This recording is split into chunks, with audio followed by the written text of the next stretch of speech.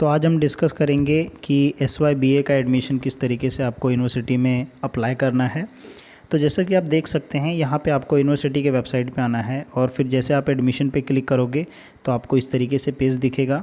अब आपको क्या चेक करना है कि जो रजिस्ट्रेशन आप राइट साइड में देखिए, यहाँ पे दिख रहा है आपको कि स्टूडेंट क्या लिखा है, register student admission for academic year 2021 to 22, नीचे ब्रैकेट में लिखा है SYBA और BCom और BSc IT इस तरीके से लिखा है। तो आपको उस पर क्लिक करना है और फिर क्लिक करोगे तो फिर आपको एक नया पेज ओपन होगा जिसमें आपको क्या यहाँ पे दिया है कि 16 डिजिट का जो इनरोलमेंट नंबर है दैट इज़ PRN नंबर वो आपको डालना है।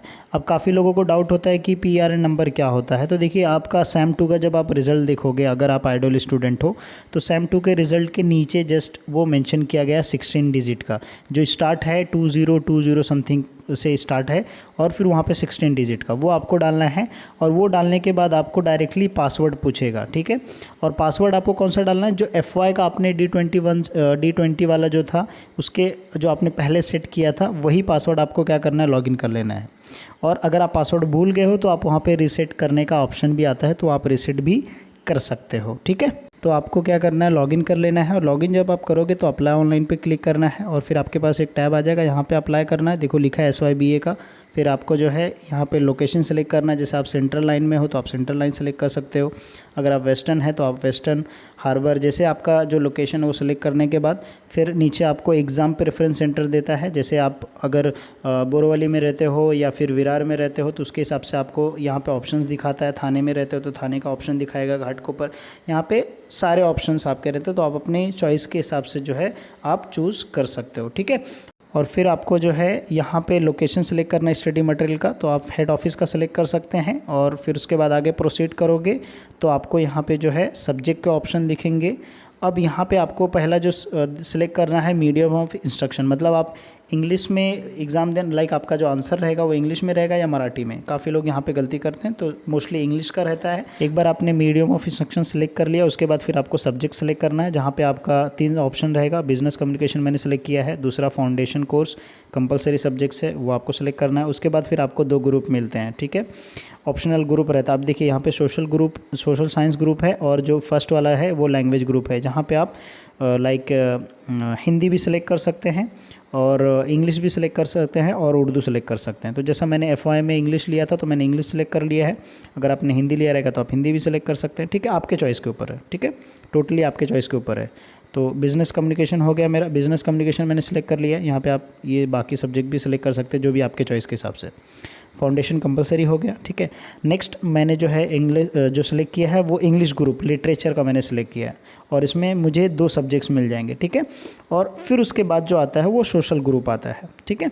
तो अब हम क्या करेंगे, सोशल ग्रुप में से कोई 2 सब्जेक्ट सेलेक्ट करेंगे। अब समझिए कि जैसे आपको मैं समझा देता हूँ। जैसे अब मैंने FY में इकोनॉमिक्स लिया था, ठीक है, तो मेरा इकोनॉमिक्स मैं यहाँ पर सेलेक्ट कर पाऊँगा, ठीक है। जो आपने FY में सब्जेक्ट्स लिया रहेगा उसी के बेस पे आप जो है SY में सब्जेक्ट्स जो है सेलेक्ट कर सकते हैं। अगर आपको इनके सब्जेक्ट सेलेक्ट करना है तो यहाँ पे ऑप्शन आगे चल के मैं आपको दिखाऊंगा कि सब्जेक्ट सिलेक्शन में काफ़ी नहीं सिलेक्ट होता है, क्योंकि FY में जो सब्जेक्ट सेलेक्ट किया रहेगा वही सिलेक्ट होगा, ऐसा होगा आपको।